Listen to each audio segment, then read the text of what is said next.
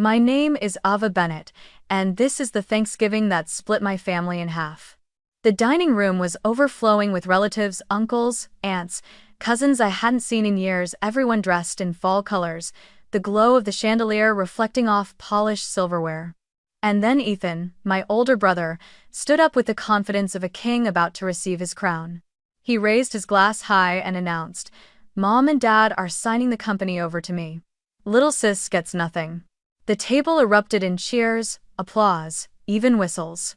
It felt less like Thanksgiving and more like a coronation. I didn't clap. I didn't even blink. I simply set my wine glass down, looked straight at my father, and asked, calm as water, "Dad, should I tell them now, or will you?" His fork slipped from his hand and hit the plate with a sharp clang. Ethan's face flushed bright red. "And you watching this, where are you tuning in from, and what time is it for you right now? Stay with me. There's a secret buried in this moment, bigger and more dangerous than anyone at that table could imagine." For most of my life, I was the invisible child in a family built on legacy, hierarchy, and a last name that carried weight in our small Midwestern town. Our family company, Bennett Industrial Solutions, was founded by my grandfather in 1976, a man everyone described as brilliant, stubborn, and decades ahead of his time. To me, he was simply Grandpa Walt, the only person who ever looked at me as if I wasn't just Ethan's little sister, but someone with a mind worth listening to. Some of my earliest memories are from the factory floor. I was 7, in tiny sneakers and pigtails, following Grandpa between machines while he explained how each component fit together. He'd crouch down beside me, hold up a blueprint, and say, "See this, Ava? A good business is like a good engine. Every part matters, even the ones people overlook." I didn't know then, but he was talking about me. He used to pat my shoulder and declare proudly, "This one has the brain for business." He said it in front of everyone, employees, relatives, even my parents. Mom would smile awkwardly. Dad would clear his throat, and Ethan would roll his eyes so hard it was a wonder he didn't sprain something. Grandpa's approval made him furious. In our house, praise was a currency tightly controlled, and Ethan believed every compliment belonged to him by birthright. Then, when I was 12, everything changed. Grandpa died suddenly, heart attack, quick, cruel. I remember the funeral, the rain, my grandmother's shaking hands, and my father stepping into the role of grieving son and ambitious heir with terrifying speed. The moment Grandpa was buried, his office keys were already in Dad's pocket. That was the year I learned what it meant to be just a girl in a family business run by men who refused to see past tradition. Dad held a meeting with the extended family in the conference room, one I wasn't allowed to attend, even though I had spent more time in that building than half the adults in the company. When it was over, Ethan swaggered out, chin high, chest puffed, wearing a blazer 2 sizes too big that Dad insisted made him look like a future CEO. He was 14. That night at dinner, Dad made an announcement he clearly thought was noble and wise. "From now on," he declared, resting a proud hand on Ethan's shoulder, "I'll be training your brother to take over the company someday. That's how it should be. This business stays with the men in the family." I looked up from my plate and blinked. "What about me?" Mom froze. Dad laughed. Ethan smirked. "Ava," Dad said gently, as if explaining weather patterns to a toddler, "Sweetheart, you're going to grow up, get married, and have your own life. This company isn't meant for daughters. Your brother is the legacy. That's how it's always been." It was the first time my stomach dropped with the familiar heaviness of a truth I would hear repeated for years. Girls don't get the company. Girls don't inherit. Girls don't lead. I wasn't angry then. I was 12. I just felt dismissed. Pushed aside like an extra chair no one needed but didn't bother to throw out. As Ethan grew older, Dad's favoritism hardened into something sharper, more deliberate. He enrolled Ethan in private leadership camps, business seminars, entrepreneurship competitions, every opportunity money could buy. Meanwhile, I wasn't even permitted to join the debate team because that kind of stuff won't matter for your future. The irony? Ethan hated every one of those activities. He skipped seminars to go partying, left business books untouched, and treated his training like a prolonged joke. He wanted the title, the applause, the bragging rights, never the work. But me? I loved the company. I loved the numbers. I loved the structure. I loved everything about the machine Grandpa built. And Dad saw that love as a threat. So he gave me a role in the company unpaid, of course. Starting at 13, he made me sort invoices, clean storage rooms, input data, answer phones, prepare documents, everything except the things that mattered. But I paid attention anyway.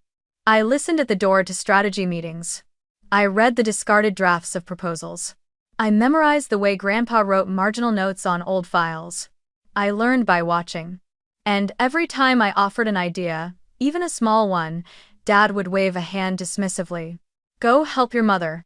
Don't interrupt. I have time to velos. Ethan's the one who needs to learn this. The thing is, Ethan didn't learn any of it. He didn't want to. He would sit across from Dad in meetings, nodding like an obedient puppet, then go home and brag to his friends about running the company someday, while he played video games until 3 a.m.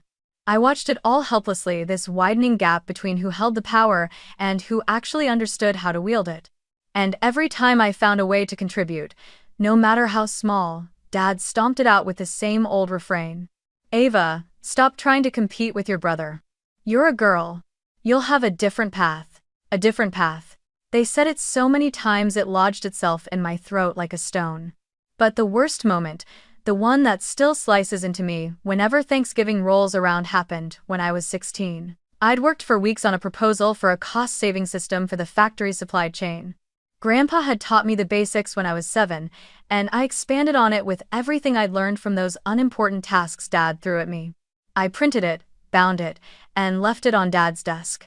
He didn't even read it. He handed it to Ethan and said, "Here, present this at the meeting. Good practice for you." And Ethan did. Word for word. He didn't even understand half of it, but everyone clapped anyway. I stood in the hallway, holding a stack of files, listening to them congratulate him while he took credit for something I built with my own brain. I didn't cry, not there. I waited until I got home, shut myself in my room, and pressed my face into a pillow so no one would hear. That was the day I realized I wasn't just being overlooked. I was being erased. Not because I lacked talent. Not because I wasn't capable. But because I wasn't born male. And because the one person who believed in me, Grandpa, was no longer there to protect me. That was my first true heartbreak. Not a boy. Not a friend. But a legacy. A future. A birthright that evaporated the moment the only man who saw my worth was lowered into the ground. And that pain, the pain of being pushed out of my own family's story, would become the fuel for everything I did next. Leaving home at 18 wasn't a dramatic movie scene for me. No slammed doors, no shouted arguments, no teary promises to come back stronger. It was quiet, almost too quiet. I remember standing at the edge of our driveway at dawn, my entire life packed into a single secondhand suitcase, waiting for the rideshare that would take me to the airport. The house behind me was still dark, every window shut, every door closed exactly how my family had always preferred to keep themselves from seeing me. No one woke up to say goodbye. Not even out of politeness. But the moment I stepped onto that plane, something inside me clicked into place. For the first time, the world felt like mine to claim instead of something I had to fight my brother for. I moved into a tiny dorm room at a university states away, one of the few that had offered me a full scholarship in finance and business analytics. I worked 3 part-time jobs, lived on microwave noodles, shared textbooks with classmates, and studied until my vision blurred. And I loved it. Because every lecture, every textbook chapter, every late-night problem set felt like another brick being laid on a foundation I was finally allowed to build for myself. It didn't take long for professors to notice the way I processed numbers differently. I wasn't the loudest in the room, but I was the one people always turned to when a case study had an angle no one could crack. I had a way of seeing patterns, cost structures, valuation gaps, inefficiencies that others missed. Maybe it was all those years studying from the sidelines while Ethan got credit for work he didn't understand. Maybe it was Grandpa's voice in my head. Every part matters, especially the ones people overlook. During my junior year, I earned a coveted summer internship at a well-respected investment firm specializing in corporate acquisitions. On the first day, I walked into a glass tower filled with people who carried themselves like the world bent for them.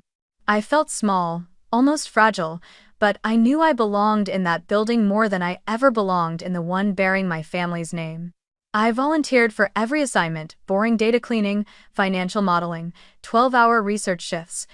And for the first time, when I produced good work, no one claimed it, no one dismissed it, and no one told me it belonged to my brother. My analysis helped the team uncover an undervalued manufacturing firm with a hidden intellectual property portfolio. The deal closed for a fraction of what the asset was worth. The partners congratulated everyone on the team, but my manager pulled me aside afterward. "You've got something rare, Ava," he told me, tapping the report I'd written. "You see value where others don't. That's not something you can teach." It was the closest thing to praise I'd received in 6 years. It hit me harder than I expected. By the end of the summer, the firm offered me a full-time position for after graduation. I accepted instantly.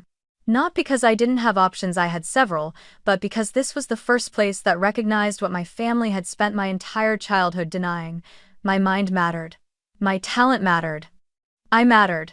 When I graduated at 22, I walked across the stage with honors. Mom and Dad didn't come. Ethan didn't send a message. No one from my family acknowledged it. But my firm sent flowers. My manager shook my hand so firmly it almost hurt. And the applause that echoed across the auditorium belonged to me, not someone with my last name. I dove headfirst into the world of mergers and acquisitions. It was ruthless, strategic, mathematical, and thrilling. I loved the adrenaline of evaluating whether a struggling business could be revived or whether a successful one was already rotting from the inside. I learned how companies rose, how they fell, how power shifted hands with every percentage point of ownership.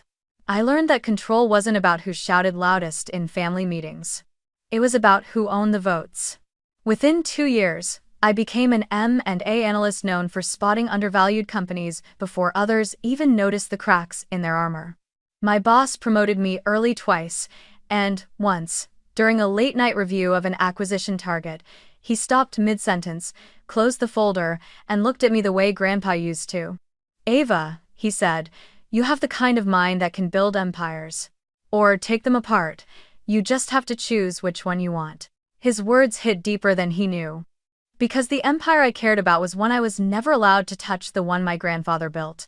The one that had been withheld from me not because I lacked skill, but because I lacked a Y chromosome. So I did something small at first. Something quiet. I began investing my savings, nothing dramatic, just a few $1,000s here and there into small, family-owned regional businesses. I wanted to understand, firsthand, how ownership worked, how equity diluted, how older shareholders made decisions, how voting power shifted when someone accumulated enough shares. I met elderly founders who reminded me of Grandpa, stubborn but brilliant. Retired employees who still held token shares. Cousins who inherited stock they didn't want. Widows who didn't understand the value of what they owned. And as I built relationships, something unexpected happened. People trusted me. They saw my sincerity. They liked my questions. They admired how I studied everything instead of pretending to know it all. They started offering me shares. Small percentages, symbolic even. But each transaction taught me a lesson my family tried to hide. Ownership is power. Quiet power. Invisible power. The kind of power no one notices until it's too late. Over the next few years, my portfolio grew. My financial literacy sharpened into instinct. I learned to read balance sheets the way some people read faces. I understood markets at a bone-deep level. I learned not just how to buy shares but how to position myself so that when the time came, I could influence decisions others assumed were already locked in. And with every step forward, with every credential gained, with every investment made, a truth took root inside me. I wasn't meant to be an observer in my family's legacy. I wasn't meant to be erased. I wasn't meant to sit quietly, watching Ethan be handed a crown he never earned. I was meant to build something of my own. And, perhaps one day, take back what should have been mine all along. That thought, the one I buried deep, would become the spark of the twist waiting at the next Thanksgiving table. It happened on an ordinary Tuesday, the kind of day when nothing in your life is supposed to shift, but everything does. I was sitting in a glass-walled conference room on the 32nd floor, reviewing a list of potential acquisition targets with a major client. It was a routine meeting, the kind I'd participated in dozens of times. Columns of numbers, distressed companies, underperforming divisions, strategic opportunities. But as the client scrolled through the slide deck, a familiar name materialized on the screen, sitting casually in the middle of a list of potential sell-offs. Bennett Industrial Solutions, preliminary interest from private equity group. My breath froze somewhere between my lungs and my throat.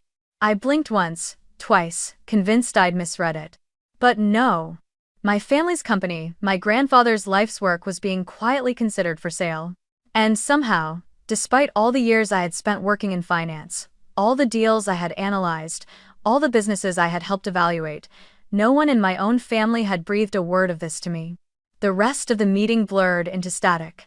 I nodded at the right times, took notes automatically, asked technical questions that came out on instinct alone. But my mind was burning. Bennett Industrial? Being sold? How? Why? Who initiated it? The moment the meeting ended, I slipped out to the hallway, pulled out my phone, and dialed my father. He answered on the third ring, his voice clipped and businesslike. "What is it, Ava? I'm in the middle of something." I didn't bother with pleasantries. "Dad, is the company selling?" "Your company, our company, why is it on a list of potential acquisitions?" There was a long silence on the other end. Then a scoff. "Where did you hear that?" "I saw it in a client deck. They're reviewing distressed manufacturing firms." "Why is Bennett Industrial even on that radar?" Another pause, then his voice hardened. "Ava, this is men's business. You don't need to concern yourself with it." I closed my eyes. "Dad, that's not an answer. It's not your place to ask questions." His tone grew colder. "Let the men handle the company affairs. You wouldn't understand what's going on." I felt the words like a slap. I, the person whose daily life revolved around valuing companies, assessing risk, and analyzing leverage, wouldn't understand? "Dad," I tried again, controlling my voice. "I work in corporate finance. I handle deals like this every day.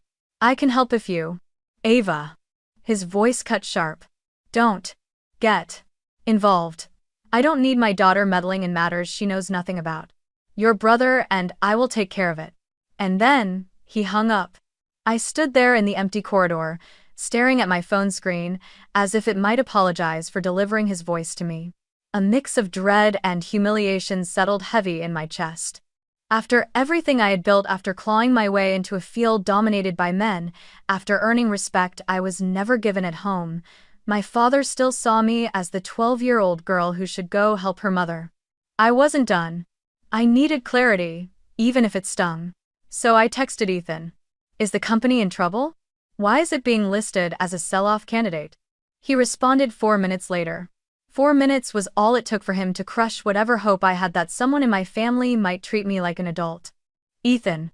LOL. You wouldn't get it. This is real business stuff. Don't embarrass yourself trying to sound smart." Then a follow-up.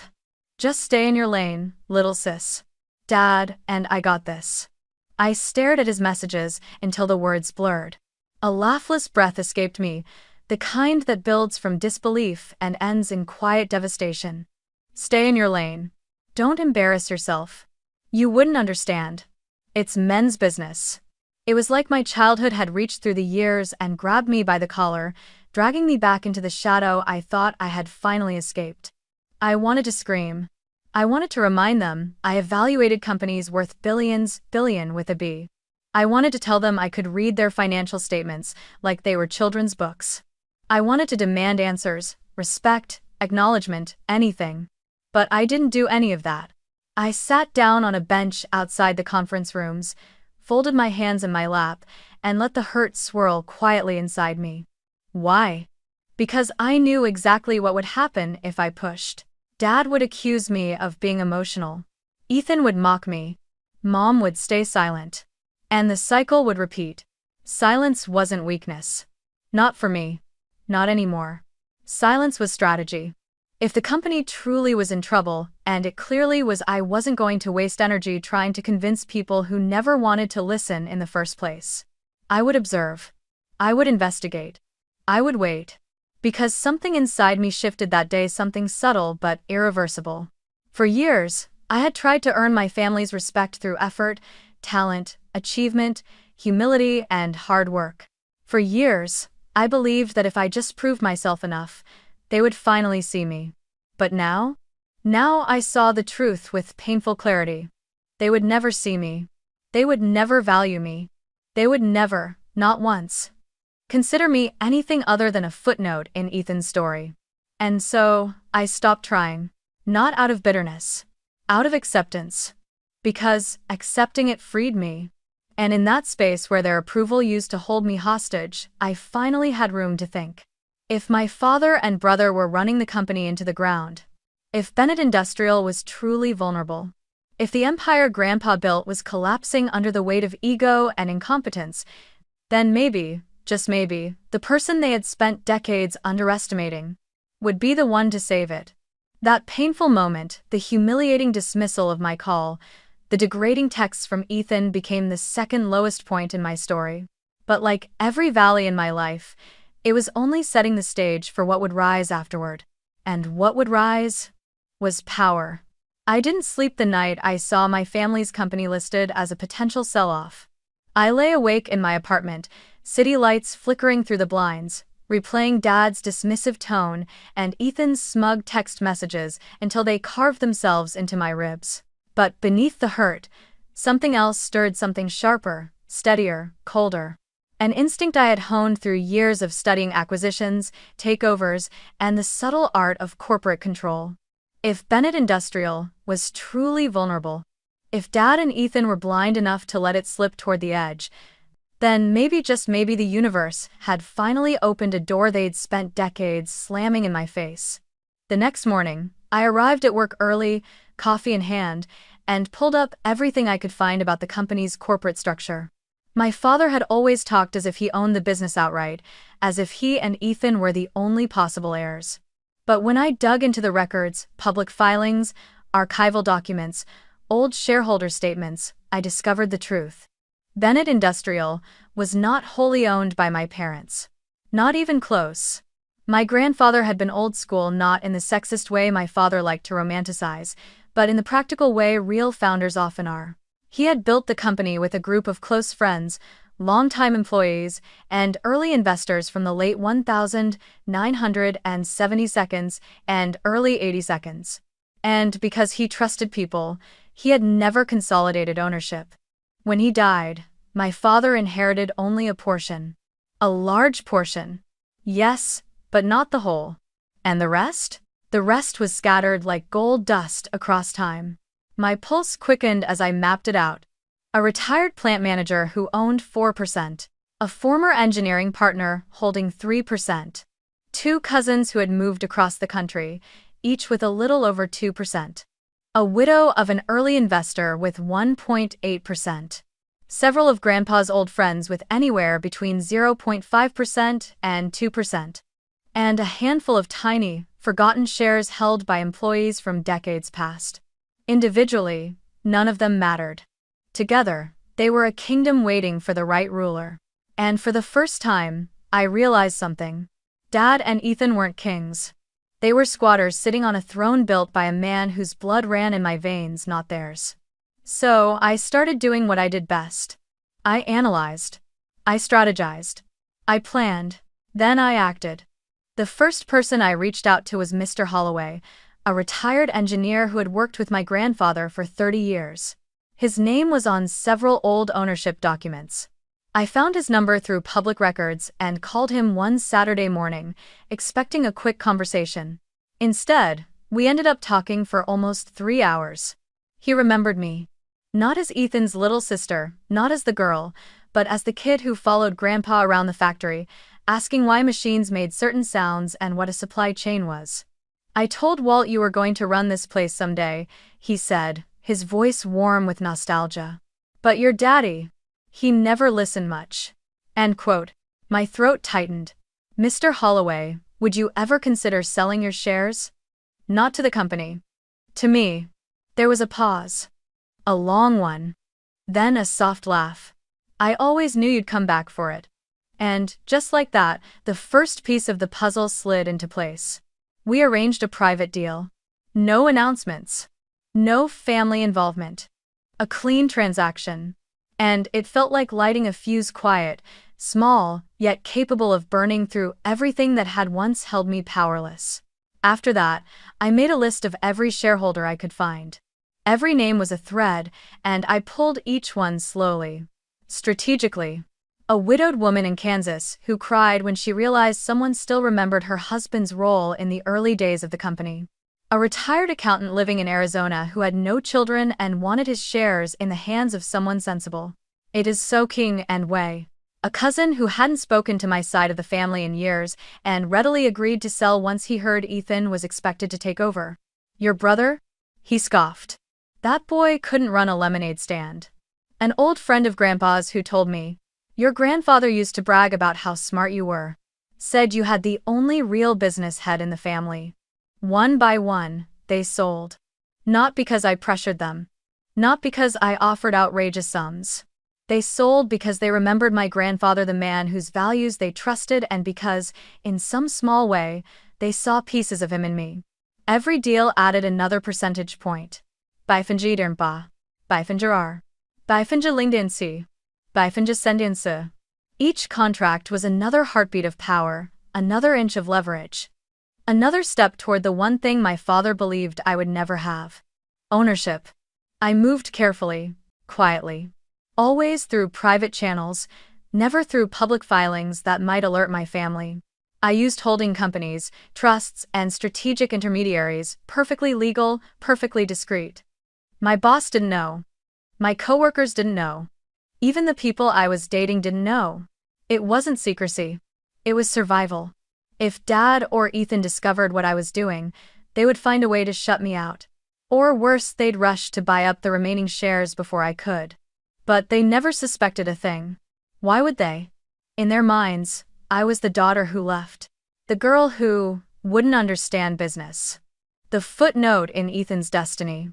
And they clung so tightly to their delusions that they never thought to look behind them. Meanwhile, I kept going.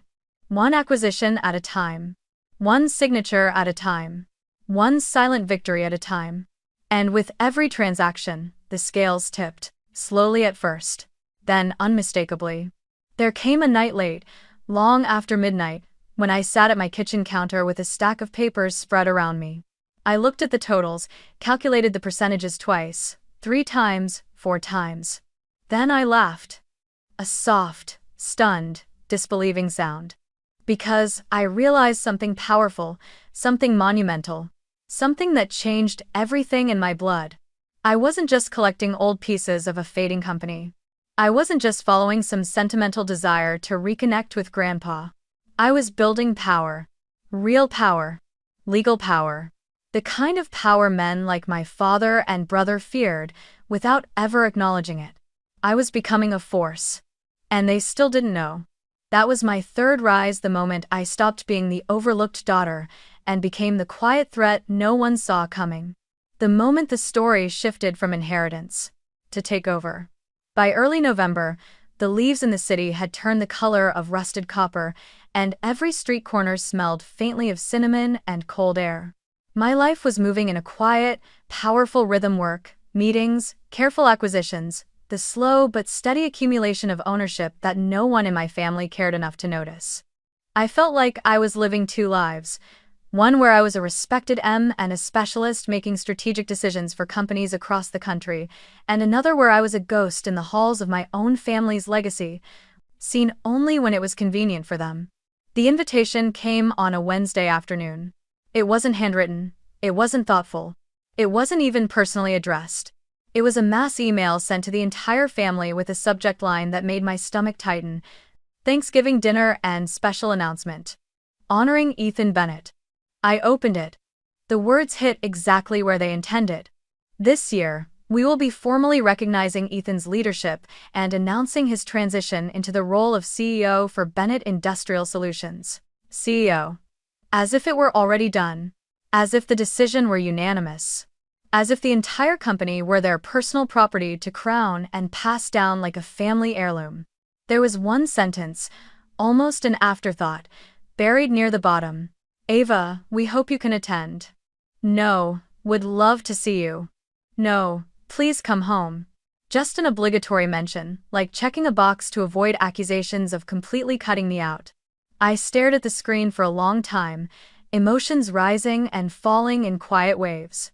Not because I was surprised. I knew this was coming. Ethan had been preparing for this moment since he was 14, and Dad decided he would be the heir. But the arrogance, the entitlement, the absolute confidence that the company was theirs to give away like a birthday present. It burned. Even after everything I had accomplished, some wounds still stung like they were fresh. I hadn't even decided whether to go when my Aunt Linda called. She was one of the few people in the family who had ever looked at me with something resembling kindness. Ava, she whispered the moment I answered, sounding like she was calling from behind a closed door. I heard you got the invitation. Yep. Listen to me. Her voice shook a little, like she was afraid someone might overhear. They're planning something. Your father, your brother. They want to embarrass you in front of the whole family. They've been bragging about this CEO announcement for weeks. I swallowed. Of course they have. No, Ava. You don't understand. Her breath hitched. They want to humiliate you. Make it clear you don't belong. They think it will look good. Ethan stepping up, you being gracious about it. They think you'll sit there quietly and clap. A fresh wave of heat prickled at my skin. Why are you telling me this? Because I saw your grandfather in you. And he never would have wanted this. Just, don't let them break you. Don't let them. As if they hadn't already tried for most of my life. As if I hadn't already been dismissed, overlooked, minimized, and erased in ways that left scars I rarely spoke about. But there was something Aunt Linda didn't know, something no one in my family knew. I wasn't the girl they used to humiliate. Not anymore. And when she whispered, "Are you going home?" I answered truthfully, "Yes, I am." But not for the reasons they expected. Not to clap for Ethan. Not to bow my head and smile politely while he accepted a crown built from my grandfather's sweat and brilliance. I was going because I carried a truth in my hands that would change everything. When Thanksgiving week arrived, the tension settled over me like a second skin.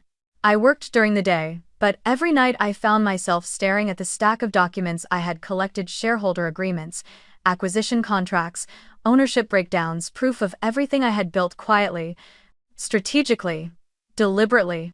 Every signature felt like a heartbeat. Every percentage point felt like a step forward. Every line on those pages was another piece of armor. But the night before I left for my hometown, my phone buzzed with a message from Ethan. "Ethan, don't forget dinner is at 4. Try not to be late this time. It's an important night for the family." I laughed. Out loud. A small, sharp sound that echoed in my empty kitchen. Important night for the family. A night he believed would cement his legacy. The moment he'd get everything handed to him: title, company, prestige, while I would sit politely at the edge of the table like a decorative plant. He had no idea. None of them did. They were preparing a ceremony. A celebration. A coronation.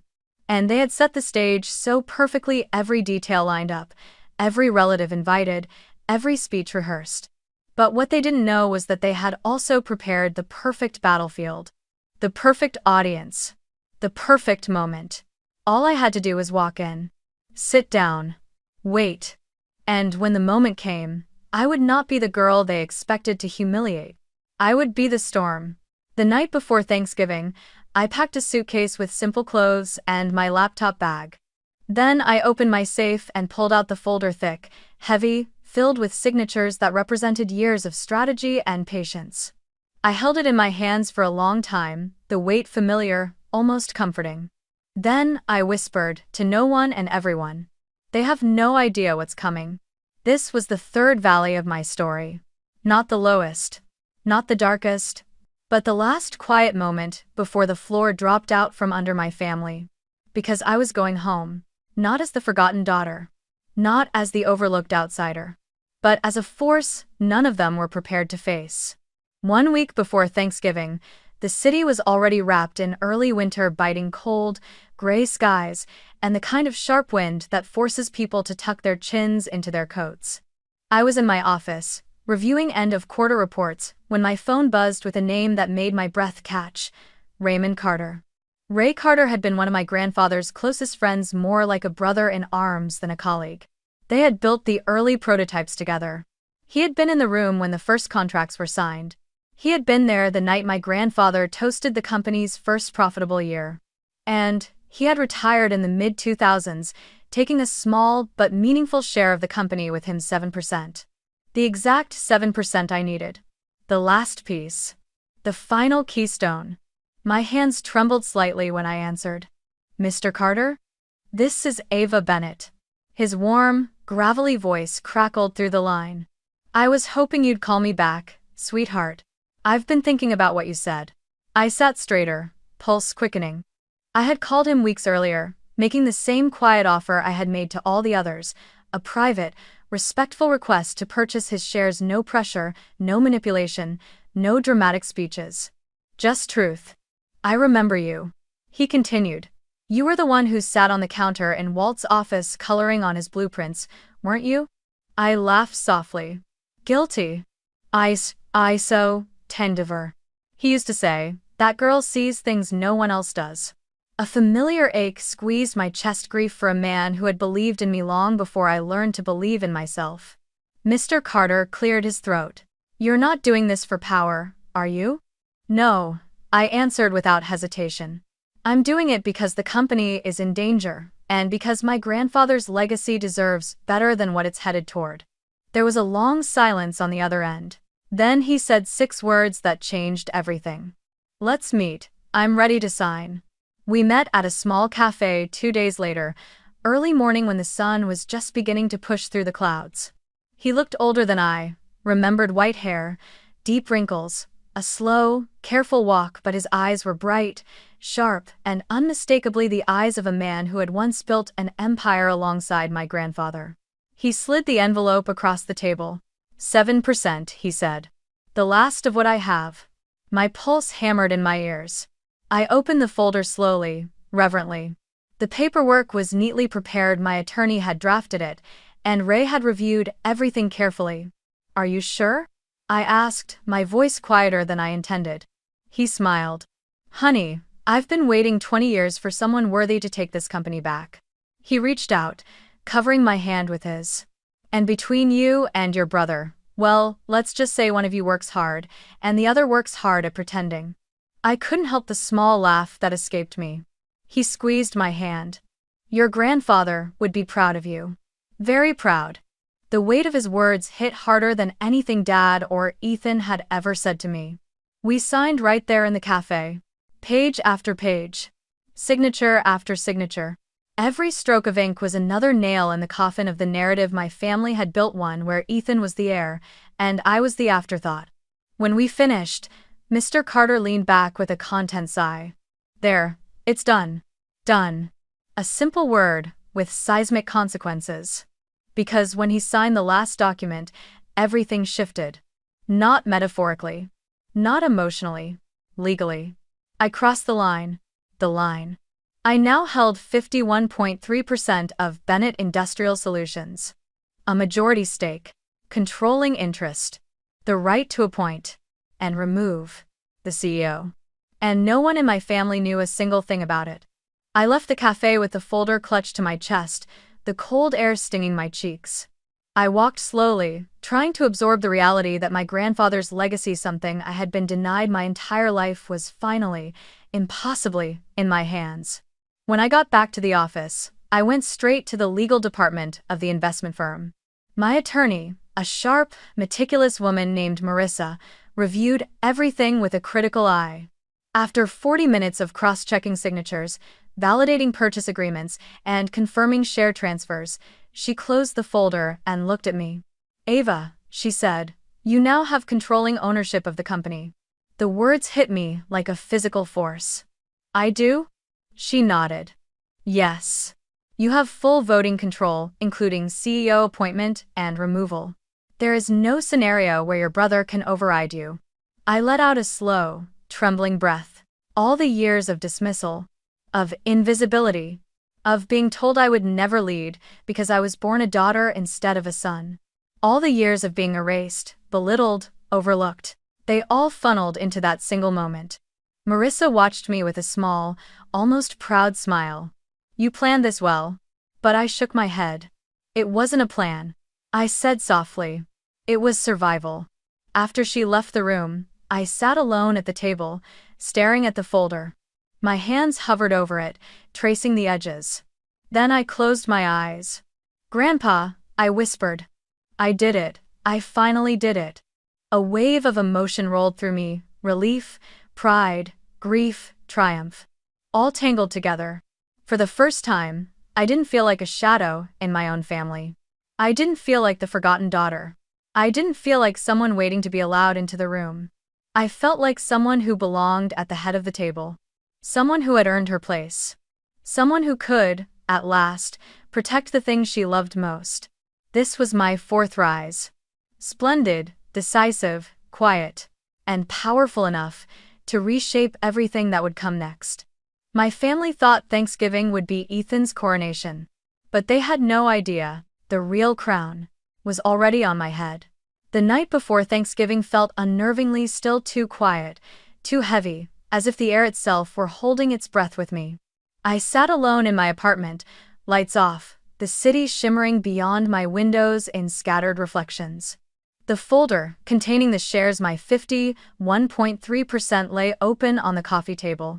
Every signature, every number, every initial stared back at me like a truth too large to fit inside my chest.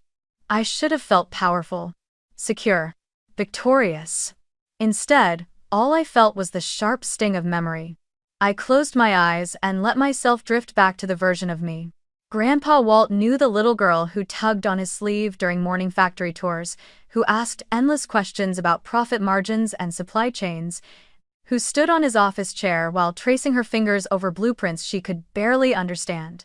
You see the whole machine, Ava, he would say, tapping the center of my forehead with one calloused finger. Not just the pieces. Not just the noise. The whole thing. You're the only one in this family who thinks like a builder. I used to glow under those words. I used to tuck them into my heart like a secret blessing. You're the one who understands business, he'd whisper, leaning close as if protecting me from a truth the rest of the family refused to see. Remember that, even when they don't. Even when they don't. Even when they never did. The ache rose slowly, spreading from somewhere deep in my ribs. I reached for the folder and pulled out one of the older contracts, Ray Carter's signature next to mine. Then Mrs. Callahan's. Then an old friend of Grandpa's named Thomas Reese, who had told me through teary eyes how much he wished my grandfather were alive to see me reclaim what had been slipping away. I stared at those signatures, at the trail of quiet alliances I'd collected, and a question formed in my mind, one that had been chasing me for weeks. Was I saving my grandfather's legacy, or betraying my family? Dad and Ethan didn't deserve to run the company. I knew that. Everyone who had ever worked with them knew that. My father had allowed the business to stagnate under his pride. Ethan had no vision, no discipline, no respect for the work that built the company he believed he was entitled to. But they were still my family. As flawed as they were, as cruel as they'd been, they were my blood. And tomorrow, in a dining room filled with relatives, I would be the one to shatter their illusion of control. I would be the earthquake. They would feel the ground break. And even though the rational part of me knew I was doing what was right for the company, for the employees, for the legacy Grandpa entrusted to us, another part of me trembled under the weight of what was coming. I sat back on the couch, pulling my knees to my chest like I used to when I was little. The room blurred slightly, and before I could stop it, tears gathered and spilled down my cheeks. Not tears of guilt. Not tears of regret. Tears of longing. For love. For acceptance. For a family that had never chosen me, not once. I wiped my face with my sleeves, but the tears kept coming, soft and quiet. I wasn't crying for the company or the shares or the impending confrontation. I was crying for every year I spent trying to earn something that should have been freely given, a place in my own family. I cried for the 16-year-old girl whose proposal was stolen and handed to her brother. I cried for the 12-year-old who was told she'd never inherit because she'd grow up and get married. I cried for the 7-year-old who thought fixing machinery with grandpa meant she belonged. And I cried for the adult woman who had carved out a life of independence, success, and power yet still felt the hollow echo of never being loved the way she needed. When the last tear fell, I inhaled deeply, chest still trembling. The silence pressed in. The city hummed outside. "Grandpa," I whispered into the darkness, "am I doing the right thing?" If he were here, I knew exactly what he'd say. He would sit beside me, place his warm hand over mine, and tell me the truth he had always known. "You're not destroying anything, Ava. You're saving what matters." I imagined his voice steady, wise, unshakable. And slowly, the knot in my chest loosened. Because this wasn't betrayal. This was protection. This was stewardship. This was honoring a man who believed in me long before anyone else did. Still, the fear lingered. Not fear of what I would say tomorrow, not fear of their reactions, their outrage, their accusations. I had already rehearsed every possible outcome.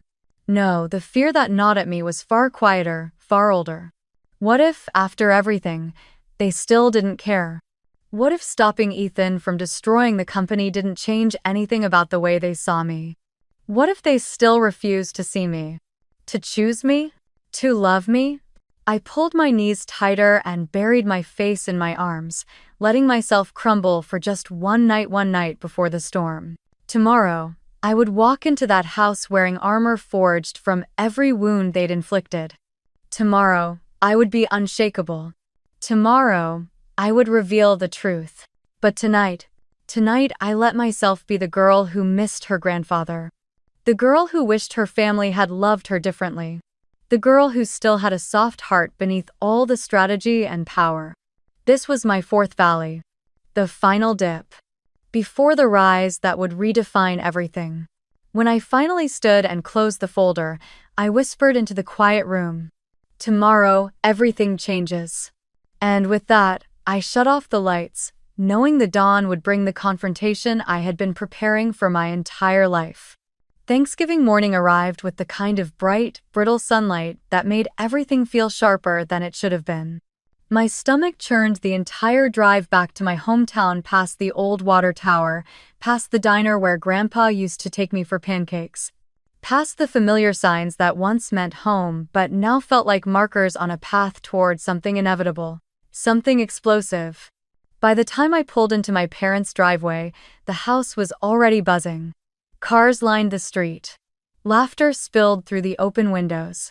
The smell of roasted turkey and buttery rolls drifted through the crisp November air.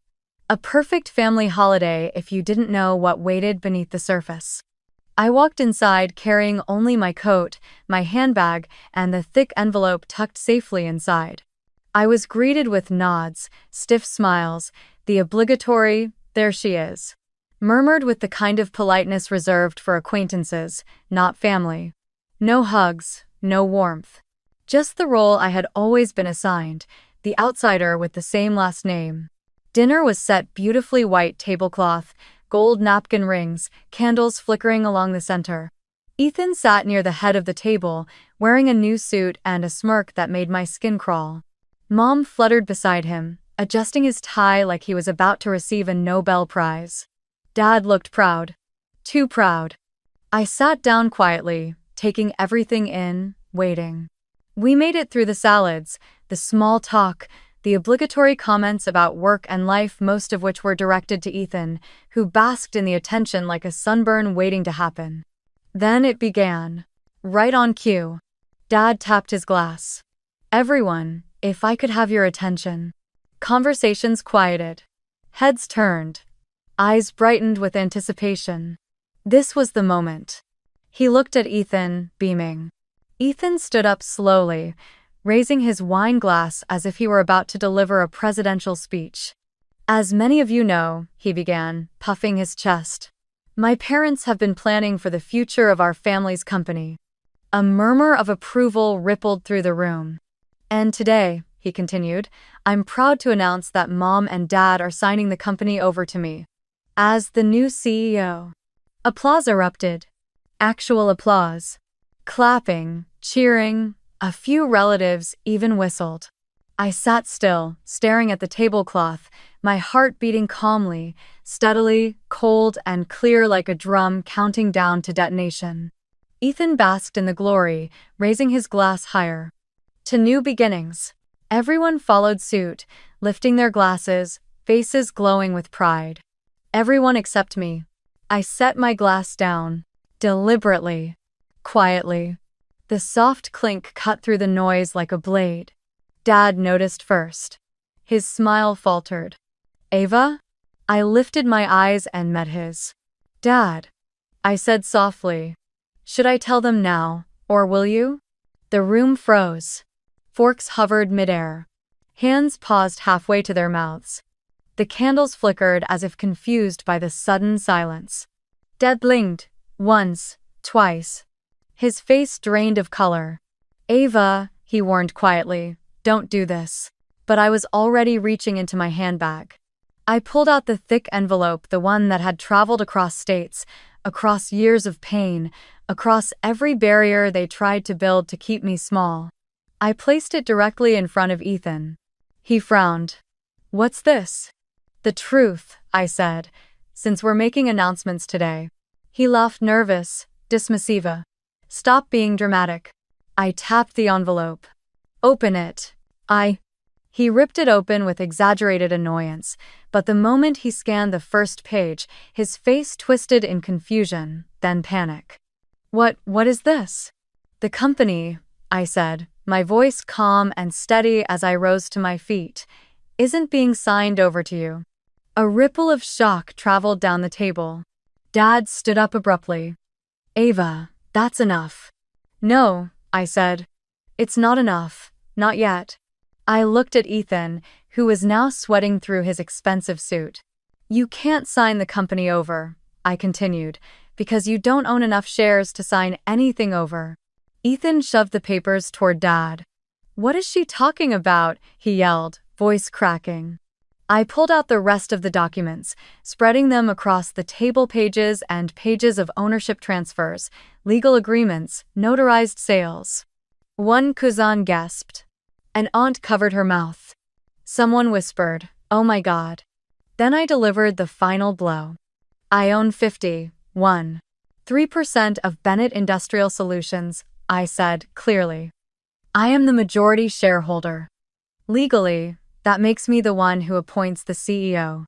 The room erupted, not in noise, but in silence so complete it felt like the air had been sucked out of the house. Ethan stumbled backward, bumping into his chair. No, that's impossible." "Dad, tell her she's lying." Dad's face was ashen. Because he knew. He recognized the documents. He understood the legality. He saw the signatures, the ones he never knew were happening behind his back. And he realized the throne he had been polishing for Ethan was already gone. I turned to Ethan. He looked like a man watching his empire crumble beneath him. He looked exactly like I had looked, over and over, growing up at that table. "And Ethan," I said softly, "it's not you." He froze. Dead still, like a statue carved from disbelief and rage. Somewhere near the end of the table, a fork clattered against a plate, the loudest sound in a room full of people who had just watched a kingdom change hands in an instant. This exact moment was the peak of everything. The twist. The reveal. The truth that rewrote our entire family's story in one breath. And as they stared at me, every relative, every aunt, every cousin who had praised Ethan minutes before, I finally felt something I had chased my entire life. Not approval. Not affection. But power. Quiet. Rightful. Undeniable. For a long moment after my final words, no one moved. The entire room sat suspended in a stunned, choking silence, the kind that follows a sudden impact when everyone is still trying to understand what just hit them. Candles flickered. Someone's wine glass trembled in their hand. Then everything broke at once. My father slammed his palms onto the table so hard the silverware jumped. His face flushed red, the vein in his forehead pulsing violently. "Ava," he roared. "What have you done?" My mother gasped, her hands flying to her mouth as tears spilled down her cheeks. "How could you do this? How could you go behind our backs like this?" Ethan stumbled backward, knocking over a chair. The color drained from his face. His eyes darted between the pages, trying to piece together the meaning he didn't want to accept. This can't be real. This can't be real. But it was. Every signature, every agreement, every inch of power he thought he was entitled to gone. Dad jabbed a shaking finger at me. "You have destroyed this family. Do you hear me? You have destroyed everything." I took a breath, slow, steady, weighted with years of swallowed pain. "No," I answered quietly. "This family destroyed me first. I'm just saving what Grandpa trusted me to protect." A few relatives sucked in sharp breaths. Someone whispered, "Oh my God." Another muttered, "She's right," but no one said it loudly enough to be brave. Dad shook his head violently. "You selfish girl, how dare you undermine your brother like this, after everything we've done for you." I almost laughed. Everything they'd done for me? Every dismissal, every sneer, every slammed door, was that the everything he meant? But instead of answering, I simply looked at him. Looked at all of them, really looked.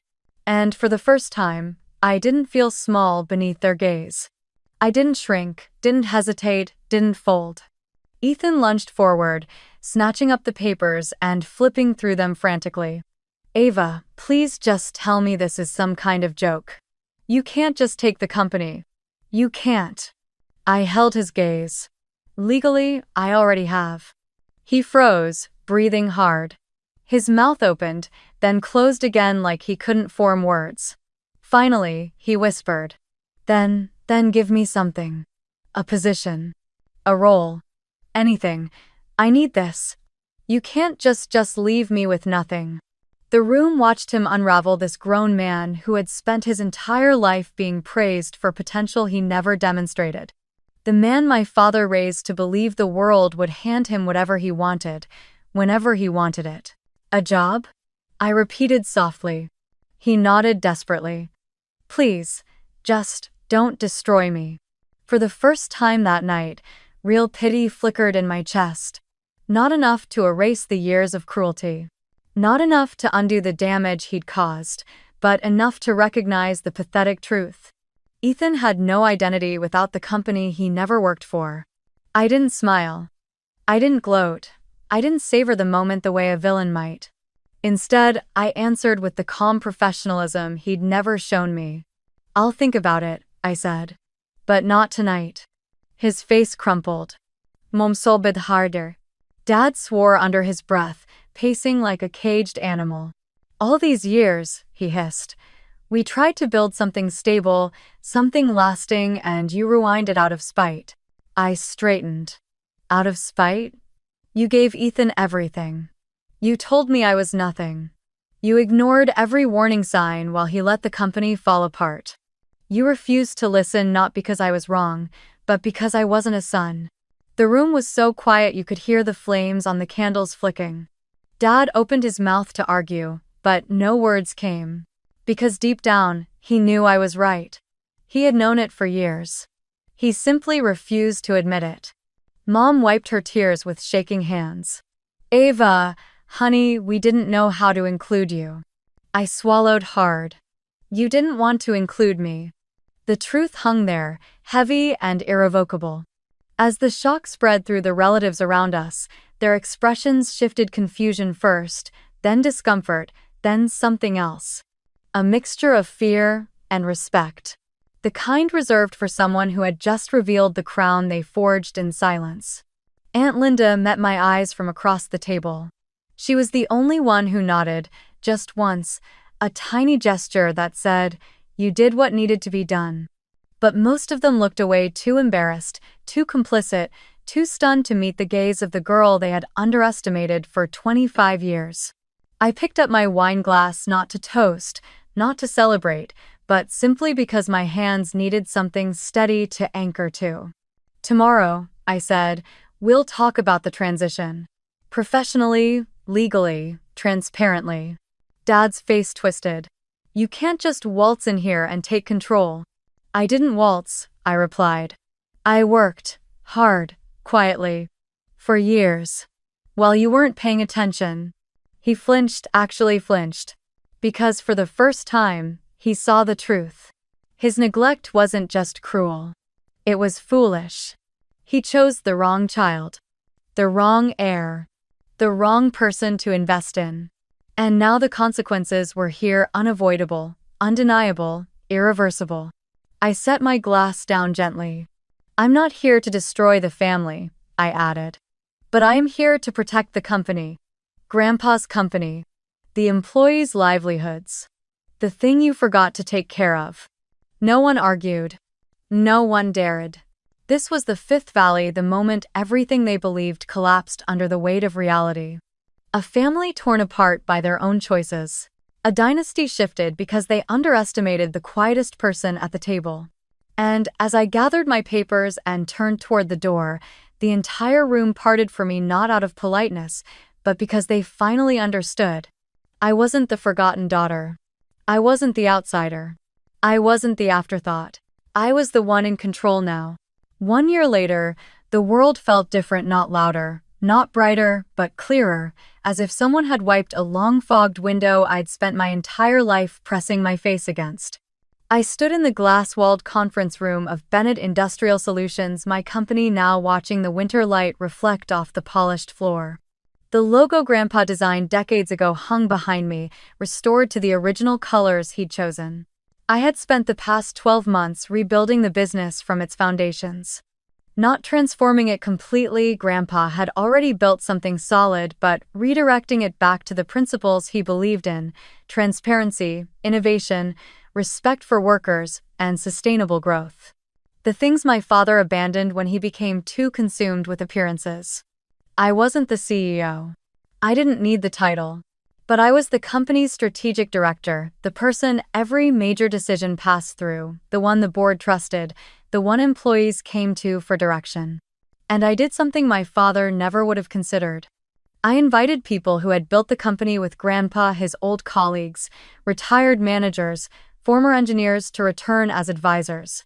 The day they all walked into the boardroom, some using canes, some with silver hair, some with weathered hands and jackets that smelled faintly of machine oil, I felt like I had brought the past home. "You're Walt's girl," one of them said, clapping my shoulder. "No," another corrected with a grin. "She's Walt's legacy." They helped me modernize operations, renegotiate aging supplier contracts, update machinery, and implement employee-first policies Grandpa would have championed. And the numbers reflected it. Productivity rose. Turnover dropped. Partnerships blossomed. Competitors took notice. The company, once flagged as a distressed asset, was now recognized as a rising example of ethical modernization. Not because of a miracle, not because of luck, but because the right person, someone who understood the engine, every part of it, was finally at the helm. As for Ethan, he didn't fall apart the way I once feared he would. Reality humbled him. And, strangely, it also steadied him. After a long, tearful conversation, 3 weeks after that Thanksgiving, he admitted he needed to figure out who he was without the company. Without the entitlement. Without the identity Dad had wrapped around him since childhood. He ended up finding an entry-level job at a small logistics firm. Nothing glamorous, nothing prestigious. But he stuck with it. Showed up on time. Learned how to be part of a team instead of the center of attention. We weren't close, but we weren't enemies anymore. He sent me a Christmas card that first year. Just my name, a short sentence, and his signature. But it meant something.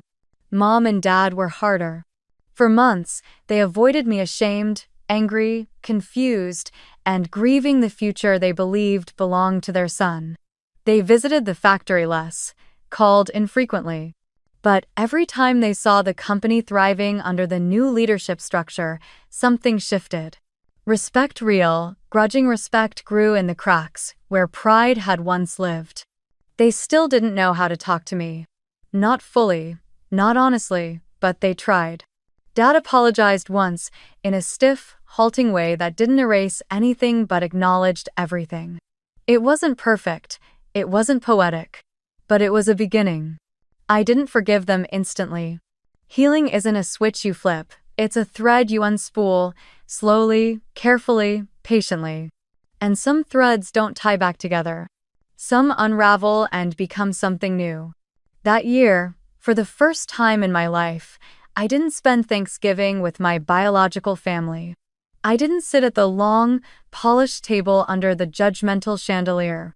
I didn't pretend to belong where I'd always been treated as an outsider. Instead, I hosted a dinner in my apartment, a warm, cluttered, laughter-filled space filled with the people who had shown up for me in ways my family never had. My best friend from college, 2 coworkers who had become sisters, my mentor from the firm, a neighbor who always watered my plants when I traveled, and even Aunt Linda, who arrived carrying pumpkin pie and a hug that felt like love and apology woven together. We sat on mismatched chairs. We ate on plates from different sets. We burned the rolls. We spilled wine. We laughed until tears formed. And for the first time, Thanksgiving felt like something real. Something chosen. Something that belonged to me. A chosen family. A chosen home. A chosen life. When dessert came, someone raised a glass and said, "Ava, this year was yours." But I shook my head softly. "No," I whispered. "This year was Grandpa's." I stepped out onto the balcony later that night, looking out at the shimmering city, the cold wind brushing my face gently, almost like a hand. I closed my eyes and whispered the words I'd carried for 20 years. "Grandpa, you believed in me. I just needed time to prove you right." A long silence settled around me, peaceful, full, warm despite the cold. Then I turned back inside, where my chosen family waited, laughing, calling my name. Where I was loved, not for my power or my inheritance, but for the person I had fought tooth and nail to become.